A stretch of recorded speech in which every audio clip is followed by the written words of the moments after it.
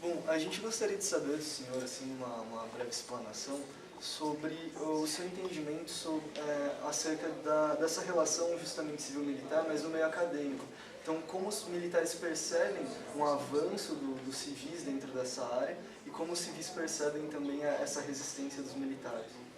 Bom, eu acho que, como todo fenômeno social, você tem que estratificar, ou seja, há aqueles que se opõem, há aqueles que desejam essa interação civil-militar.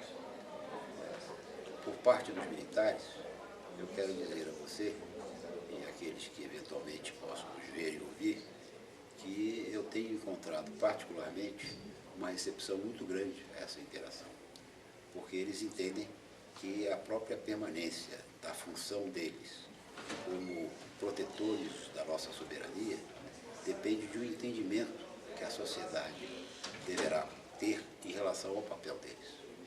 Então, a reação que existe a essa perspectiva é dada por aqueles saudosos do antigo regime. Há estudos sobre isso. O instituto onde eu trabalho, há pouco tempo, poucos meses atrás, em dezembro do ano passado, produziu uma tese mostrando como esses grupos, que eu chamo de extremamente conservadores, para colocar suavemente, desejam, na verdade, um retrocesso à ordem militar antiga. Então, por parte desses grupos, essa interação que é saudável nas sociedades democráticas é vista, ao contrário, como uma ameaça à própria corporação militar.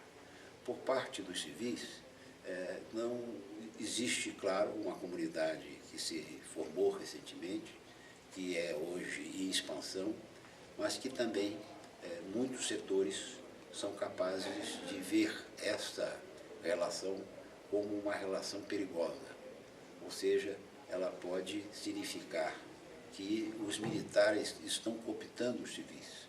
E, muitas vezes, esses acadêmicos que fazem trabalhos sobre as questões da defesa nacional e sobre a segurança internacional são vistos por esses setores acadêmicos como autoritários. Ou seja, uma grande confusão em relação ao que nós queremos estudar, ao que nós queremos pesquisar, ao que nós queremos ensinar. Porque não existe nenhum grande país no mundo, nenhum, eu afirmo isso peremptoriamente, não existe nenhum grande país no mundo que tenha chegado a ocupar uma posição importante no cenário internacional, onde esta cooperação não seja forte e intensa. Poderá se perguntar, essa interação acontece também nos países que se organizaram de outro modo, por exemplo, no modo comunista? Eu direi que sim. Mesmo nesses países, essa cooperação é extremamente forte. Quando houve a Revolução Soviética de 1917, uma das principais preocupações da sua maior liderança, que foi Lenin, foi exatamente encarregar a um dos seus principais intelectuais e colaboradores, que nada mais era do que Trotsky, de organizar o Exército Vermelho. No caso da China, foi ainda mais importante essa decisão, porque Mao Tse-tung, uma vez vencedora a Revolução Comunista na China, delegou-se a si mesmo a tarefa de organizar essa interação. Não é? Então, nós estamos vivendo no Brasil, 30 anos depois do regime autoritário, um vigoramento, a meu ver, das relações democráticas, das relações republicanas, que passa necessariamente por essa cooperação e por esse intercâmbio. Muito obrigado pela exposição, professor. Nada, um prazer. Prazer. Rapaz, eu vivo para isso.